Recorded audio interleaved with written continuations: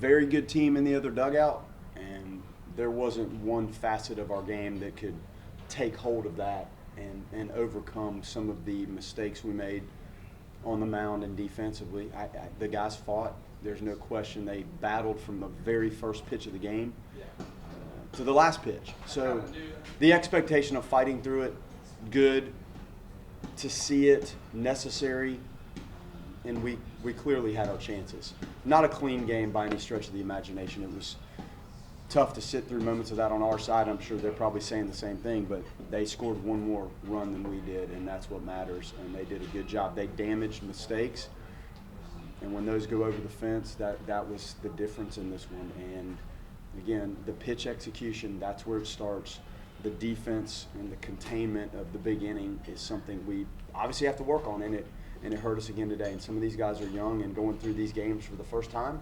We had a lot of freshmen out there involved in this today, and sometimes these learning moments are difficult, and today was one of those. You played on stage as a freshman. What's the key to handling those situations? Kind of like staying within yourself, and maybe as things are going south for you sometimes offensively, like making sure you go play good, solid, clean defense and trying to separate what's going on, and experiencing making mistakes on this stage is new and it's difficult, and I think sometimes those things compound a little bit, especially with the young guys. And the response, I saw some mistakes and I did see some quality responses, and that's the important thing, because you're not going to play flawless, but our mistakes are compounded right now. Like something on the mound, something defensively, that's how it opens up. And we haven't been able to separate some of the moments where it's not as clean. Like it seems to stack itself right now, and that's how people put together like big innings that add up to really being the difference in a lot of these games. So overall, what did you see from Jamie on the start? I loved it. The fastball execution was really good. I can't remember. Here's the box score. So what did he throw? 60 pitches, and we just didn't. There wasn't a lot of help there in the middle part of the game. I thought he was actually pretty good. I mean, that's a good. He struck out the side, I think, in the first, and he looked fine. And he's going to continue to get better. I think his secondary pitches were okay. I didn't think they were great, and that needs to continue to trend where he's got other pitches besides that fastball that he can finish people with, but his stuff profiles well, that fastball profiles well, and I think he'll just continue to get better and find the off-speed feel and the finish to the off-speed pitches like he does with the fastball.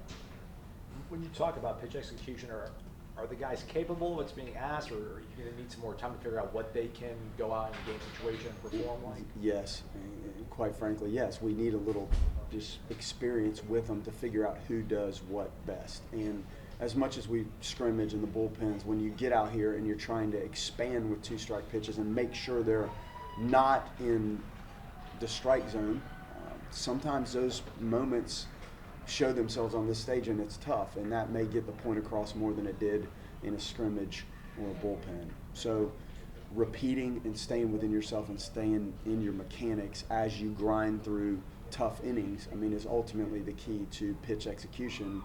And you try to boil it down to just one simple pitch at a time, but execute just that one with everything you got. In the lane, we're asking you to throw it, whether that's in the zone or out of the zone, and just try to be repetitive with that concept and mindset. And again, some of these guys, Dennison that was great, but you make one mistake with that fastball, a talented older team like they make you pay for it. So we'll get there. Is it any consolation that you had those 2-out, 2-strike moments? Yeah, it is. You love to see the fight. And golly, the last 4 or 5 of our games have been like dogfight, pitch by pitch, your boxing matches. And I'm proud of the way they fought. But within the fight, you have to try to play clean. And we've had a hard time doing that on a consistent basis. And some of the stuff that comes up, some of the plays that are a little unusual, we're not handling some of the off-script stuff real well right now. You're able to get. Go ahead. You able to get McGuire in the lineup today? Just how excited are you about his bat talent in the lineup?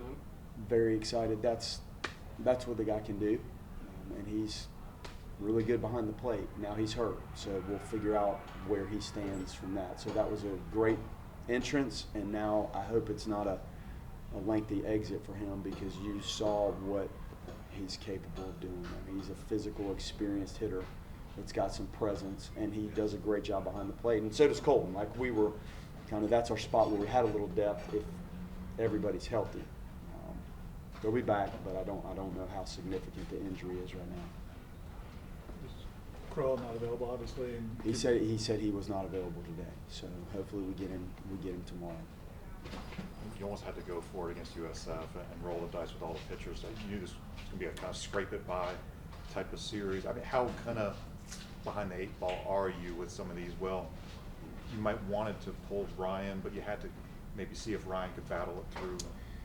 Yeah, he was pitching well, and we have to learn what some of these, especially the young guys, can do. And he was in control of the game, we felt like, and it was one pitch. So we knew the 13-inning deal. I knew that was tough. And Chuck and I, as this is going on, there's a game within the game that you're having to manage.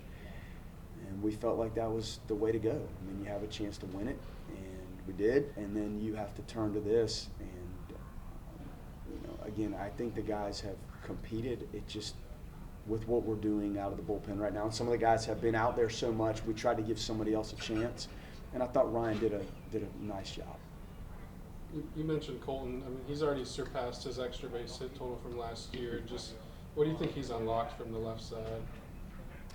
Comfort.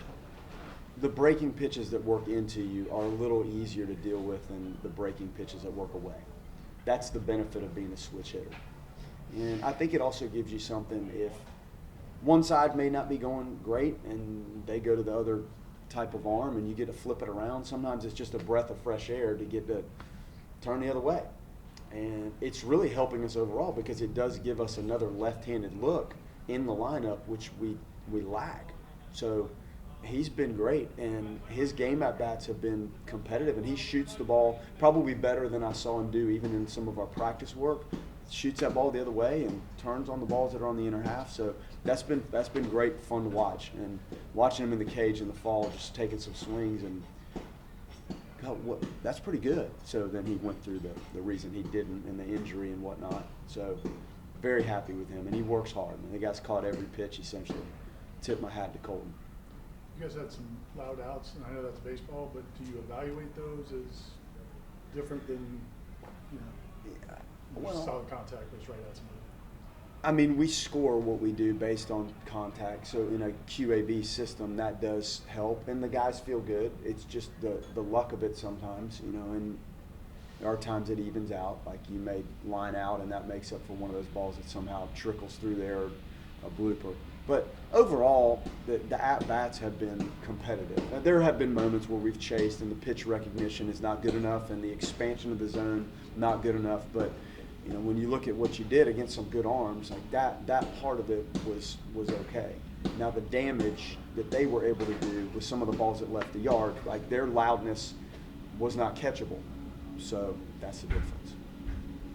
You can sense your disappointment, but you're not discouraged by any means. But are these guys having to learn of your expectations for them day in and day out, and are you seeing them rise or meet those levels? Well, they expect to win, just like I do. And we knew this was an entirely different group. When you lose your entire weekend rotation and your most used relievers, I guess, and you have a lot of newness on the field. So everybody knew, like we knew this is what it was going to be. And we're razor thin with our pitching depth. Like it's razor thin. This is the fewest number of pitchers I've had on a staff in 5 years. So just by sheer number, it's a little bit less.